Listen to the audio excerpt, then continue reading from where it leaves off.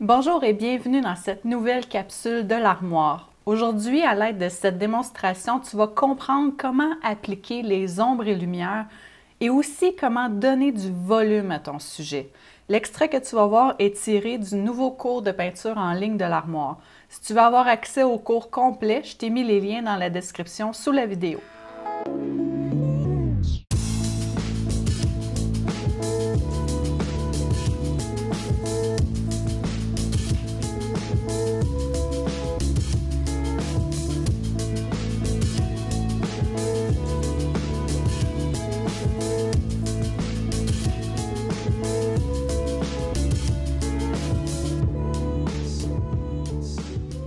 Alors, nous voici quelques jours plus tard. Tout ce que tu vois là qui est déjà peint est sec à l'écran. Donc, ma base est complètement sèche. Donc là, j'ai pas de souci à me faire par rapport à où je mets ma main. Donc, pour le bec, je vais avec un pinceau, pas un petit liner très très fin, mais un pinceau quand même plus petit avec la pointe, avec les poils en pointe pour être capable d'aller chercher de la précision. Donc là, ici, il y a vraiment beaucoup de variantes de teintes dans le bec. J'ai pris, comme tu vois, un pinceau plus pointu, plus petit, pour être plus précise dans l'application de mes couleurs. Et là, c'est important que tu aies vraiment ta photo de référence proche de toi et que tu t'y réfères souvent pour vraiment aller mettre les teintes au bon endroit. Puis là, il ne faut pas progresser trop petite section par petite section. Donc, donne-toi vraiment, tu places tes teintes le plus représentatif possible de ta photo de référence. Oui, le plus juste possible, mais on ne rentre pas tout de suite dans les détails très, très fins. Là, on est dans le « je veux placer mes teintes au bon endroit ». Un coup que ça va être fait, ça, puis là, tu te donnes une section quand même plus ou moins grande, là. Plus que tu es avancé, je te dirais, plus que tu peux y aller dans des sections petites, mais plus que tu n'es pas habitué, ton œil n'est pas habitué à reconnaître les bonnes teintes à appliquer, je te dirais, vas-y avec des sections un peu plus grandes. Pourquoi? C'est parce que plus que ta section est grande, plus que tu viens placer de couleurs une à côté de l'autre, plus ça va créer de contraste entre celles-là. Donc, plus ça va rendre évident si tu as la bonne teinte ou pas. Parce que tu vas compléter ta section en plaçant tes couleurs de façon plus ou moins grossière. Donc, on ne cherche pas à être dans les détails finaux à ce stade-ci, mais juste de placer les bonnes teintes au bon endroit. Donc, un coup que tu as fini de faire ça avec ta section, tu prends du recul, tu compares avec ta photo de référence et là, avant de t'embarquer vraiment dans les petits détails, tu vois si tu es déjà bien aligné avec les bonnes teintes. Sinon, tu peux te corriger avant d'aller faire tes détails. Puis c'est vraiment, Puis tu sais, des fois, si tu es en train de faire une petite section, puis que tu regardes ta section, puis hey, t'es pas sûr, il y a quelque chose tu sais qu'il y a quelque chose de pas correct, mais ton œil n'est pas capable de cerner c'est quoi le problème. Ça arrive, surtout quand on est dans les animaux à poil. Donc, le truc vraiment à faire dans ce temps-là, c'est que tu arrêtes de t'acharner sur cette petite section-là et tu continues les sections autour. Ça va faire en sorte, des fois, là, juste en plaçant la couleur qui va à côté, ça va rendre évident que « Ah, ben je sais c'est quoi le problème, j'étais ben trop pâle ou j'ai oublié de mettre telle couleur parce que là, tu vois sur ta photo de référence qu'entre les deux teintes, il y avait une autre couleur que tu n'as comme pas remarqué. » Tu sais, des fois, on a comme trop de choses à regarder, à prendre en considération qu'il y a certaines affaires qu'on ne voit pas. Donc, c'est vraiment de te permettre d'y aller étape par étape puis de ne pas être parfait là, dès les premières applications avec ton pinceau. Il faut continuellement prendre du recul, surtout dans une zone comme ici où est-ce qu'on a beaucoup de variantes de teintes. Donc, sinon, c'est que tu vas passer là, des heures et des heures juste à te corriger. Donc, juste d'être capable de prendre du recul, puis d'analyser la situation, de prendre ce temps-là, ça va te faire sauver beaucoup de temps après. Puis en plus, ce qui est compliqué dans la section ici du bec, comparativement à ce qu'on faisait tout à l'heure pour le plumage du cou et de la tête, par exemple, c'est que là, en plus du fait d'appliquer les teintes au bon endroit, c'est qu'il faut que tu tiennes compte des ombres et lumières pour donner vraiment le volume et la bonne forme au bec. Parce que le bec, oui, c'est plus mince, c'est moins volumineux que la tête, mais il y a quand même du volume, il y a quand même une forme arrondie, il y a quand même une épaisseur, le bec. Donc, si on ne tient pas compte en plus des zones plus claires puis des zones plus ombragées sur le bec, bien, on va rester avec l'illusion d'un bec plat. Donc là, tu vas regarder ta toile, puis il y a quelque chose qui ne marchera pas. Puis souvent, je vois ça, des artistes qui m'écrivent ou je vois passer ça sur les réseaux sociaux. Regardez ma toile, peux-tu me dire c'est quoi qui cloche? Je ne sais pas quoi faire pour l'améliorer. Puis tout de suite, ce qu'on voit, c'est sont où tes ombrages? Sont où tes zones de lumière? C'est plat, ça manque de vie. C'est très, très, très important quand tu regardes ta photo de référence de repérer ces choses-là.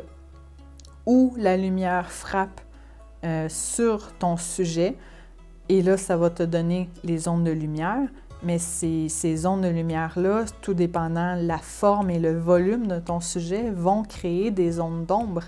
Donc, c'est important d'aller créer ça. Comme quand on faisait tout à l'heure la tête et le cou, la tête, c'est elle qui capte la lumière, donc c'est pour ça que dans le haut du cou, j'ai une zone d'ombre. Si je n'avais pas fait cette zone d'ombre-là dans le cou, j'aurais pas eu l'effet 3 dimensions, j'aurais pas eu le volume, le réalisme de la forme de la tête. Donc, c'est vraiment important que tu prennes ça en considération. C'est comme juste, si on regarde ici, la narine sur le bec qui est noire, tu vois que la ligne qui longe la narine est plus claire que l'autre teinte qui est juste à côté. Pourquoi? Parce que c'est le contour de la narine, donc ça capte plus la lumière que le creux de la narine qui est un trou qui est très foncé. Donc si j'avais pas fait cette petite zone-là plus claire, là on va plus le voir quand le bec va être tout fini, on n'aurait jamais eu l'effet réaliste du creux des narines. Ça aurait vraiment eu l'air plat. Donc c'est vraiment important de tout repérer ça. Puis c'est le fun parce que là, sur ce sujet-là, la section du bec, elle est petite. Donc on ne se décourage pas, même si on prend notre temps, même si on se reprend à plusieurs reprises, même si on a beaucoup de corrections à faire, c'est un super bon exercice parce que c'est une zone compliquée, mais elle est petite. Fait que c'est pas supposé d'être assez pour te décourager. C'est juste de prendre ton temps puis de vraiment souvent analyser par rapport à ta photo de référence, souvent prendre du recul et là de voir si tu as besoin de continuer pour voir plus clair ou si tu sais déjà là, quoi corriger puis quoi faire pour avoir le plus de réalisme dans ton sujet. Donc, on continue comme ça là, vraiment pour le reste du bec, toujours en tenant compte de tous ces points-là. Puis là, ici, tu vois que une autre chose que j'ai oublié de te dire, c'est que tu vois que je n'applique plus la peinture comme je le faisais pour la tête tout à l'heure. Hein, la façon que je t'expliquais tantôt d'appliquer tes coups de pinceau, c'était parce qu'on le savait qu'en bout de ligne, on voulait donner un effet de plume. Tandis que là, c'est un bec, c'est lisse. Il n'y a pas de poils, il n'y a pas de plume ici. Donc, on n'applique pas les coups de pinceau comme tantôt. Là, on vient vraiment un peu plus tamponner avec le bout de notre pinceau pour avoir un effet de petit fondu un peu partout pour que quand on va venir vraiment finaliser la jonction de toutes nos couleurs, fondre tout ça ensemble, là, ça donne un effet lisse. Donc, c'est très important de tenir compte de c'est quoi que tu es en train de peindre, quelle texture ça a, et d'appliquer ta peinture de la façon qui est la plus propice à représenter cette texture-là.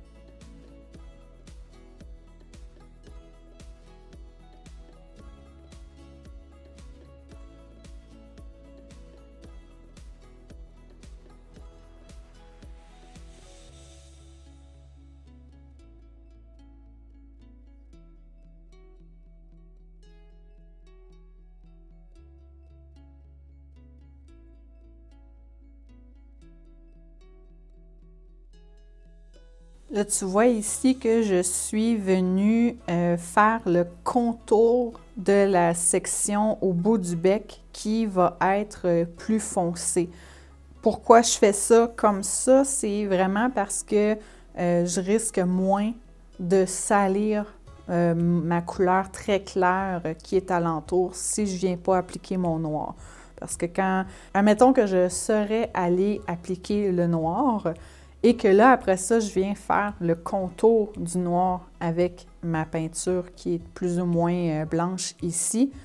C'est sûr que pour aller joindre les deux ensemble, pour plus qu'il y ait de vide, mon pinceau qui aurait eu ma couleur blanche dessus aurait touché à ma peinture qui est noire. Et là, ça aurait sali mon blanc. Et tu te rappelles que quand on faisait les plumes, je te l'ai expliqué que c'est très facile de salir une couleur pâle et c'est très difficile de corriger la situation ensuite. Mais si on va à l'inverse, donc comme que je suis en train de faire, que je fais tout ce qui est couleur pâle alentour en premier et que ensuite je viens appliquer ma couleur foncée, même si j'ai un petit peu de couleur pâle sur mon pinceau qui a de la peinture noire dessus, bien, c'est pas grave, je suis capable d'aller foncer ma section quand même. C'est beaucoup moins de problèmes d'arranger ça que l'inverse. Donc, c'est pour ça que vraiment, c'est préférable d'attendre d'être rendu vraiment à finir avec la section noire au bout du bec pour vraiment s'épargner plein de corrections éventuelles à faire. Puis tu vois que j'ai fait la même chose avec la narine. Donc, j'ai fait tout le contour de la narine et je vais après, à la fin, venir faire le noir de la narine. Quand tu vas devenir beaucoup plus expérimenté, tu vas vraiment avoir la twist qu'il faut, si on peut dire, pour t'épargner les corrections. Et là, tu n'auras plus vraiment à tenir en compte ou à faire attention à tout ça parce que tu vas vraiment savoir comment t'y prendre. Tu vas développer des trucs pour faire attention pour ne pas salir tes couleurs et tout ça. Mais là, moi, je te montre vraiment ces petites astuces-là pour pouvoir prendre des précautions en attendant que tu deviennes vraiment expérimenté et que tu n'aies plus vraiment à te soucier de ça. Mais même si tu es très expérimenté, c'est tout de même des bonnes précautions à prendre. C'est juste que parfois, c'est plus simple de tout faire d'un coup selon le sujet, selon comment c'est placé. Donc, rendu là, c'est l'expérience qui rentre. Mais dans le cas ici, le sujet d'aujourd'hui, je te conseille de prendre ces précautions-là là, pour avoir le moins de corrections possible à faire.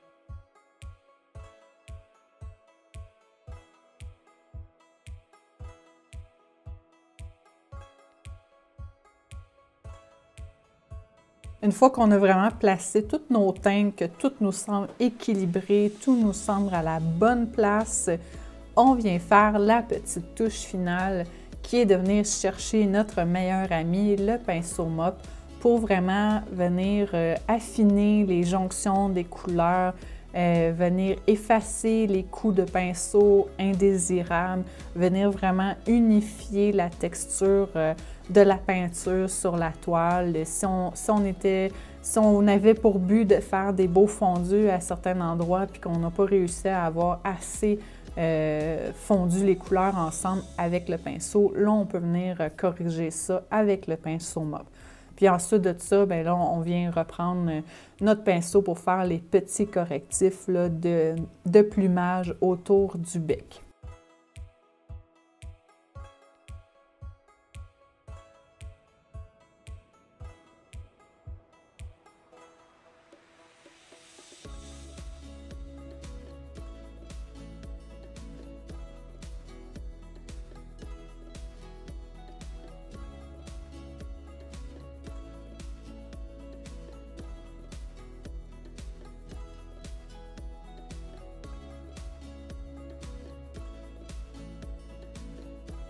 Alors, comme je te disais, cet extrait provient du nouveau cours de peinture en ligne de l'Armoire.